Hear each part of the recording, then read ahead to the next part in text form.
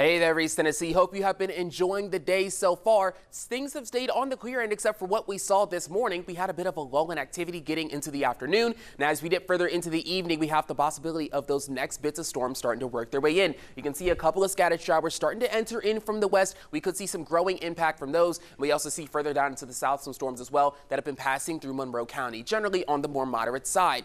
Now, we did have the one storm that grew to be severe. It did a lot of development through much of Anderson County, and as it got towards Knox County, Granger, Union, that's when we saw it become severe. But it was a very small blip that has now faded away as it got closer into Granger and also Hamblin County. So now we do have the severe thunderstorm watch that's going to be going until 9 p.m. I'm surprised that it's ending so early, but we are going to be continuing to watch these storms as we get through the overnight hours. Most everybody in this level 2 risk, but we do see this sliver of Fentress County moving further into Middle Tennessee and Kentucky that has that level 3 risk. For that reason, we cannot fully rule out the possibility of a tornado, but the chances are very low, similar to what we saw this last week. Now, the impacts that we are looking at are going to be damaging winds upwards of 70-75 miles per hour and hail up to 1 inch in diameter. That's quarter-size hail, and again, tornado is going to be not likely. Now, with these isolated heavy rains coming through, there is going to be the possibility of some localized flooding as well. So in terms of timing, that's the part that's a little bit unsure, but as we get through the rest of tonight, we're going to see those temperatures dip down into the lower 70s. We're generally going to see a lot of action, at least more widespread action, as we get around, if not after midnight. So leading up to tonight, the radar should be on the clear end before activity picks up during the overnight hours. So I'll give you your futurecast again.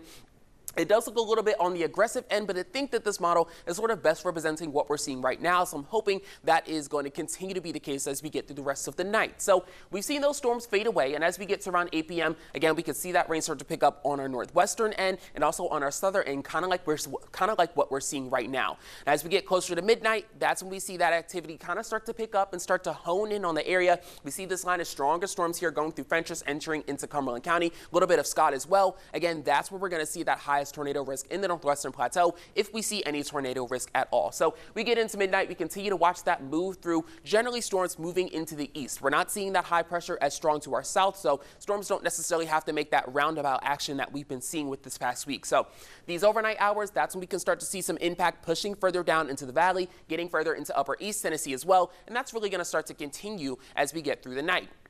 Now, it's this secondary line right here that not all of our models are fully agreeing on right now. Now, the National Weather Service has included this in their forecast, so that's why I'm going to ride with it for now. But you see, stretching from Tazewell all the way down into Saco Plains, we're again going to see the system continue to move its way through the east, pushing through the plateau, then the valley, then into upper East Tennessee. But these storms should be mostly out of the way before you're heading out the door. Hopefully, they don't wake you up for too long. Definitely make sure you keep your alerts on so that you can keep yourself safe. But if you're going to be heading out of the day tomorrow, maybe for work, the later you leave, the more likely you are for those storms to be out of your way. So that's something to keep an eye on as we get through the rest of the day. And then also Monday has the possibility for some more daytime heating thunder showers that come through because a lot of moisture will still be sitting in the region. So here's your full 7-day forecast. Once we do hit Monday, we're finally going to see temperatures dip back down to average in the upper 80s. We're still going to have some pretty high humidity though. You see a 20% here on your 4th of July. Again, that's going to be those daytime heating based showers. It looks like we could briefly get back up to 90 degrees before we cool back down again into those upper 80s. You see dropping temperatures into the mid 80s next weekend. That's going to be from another cold front and low pressure system.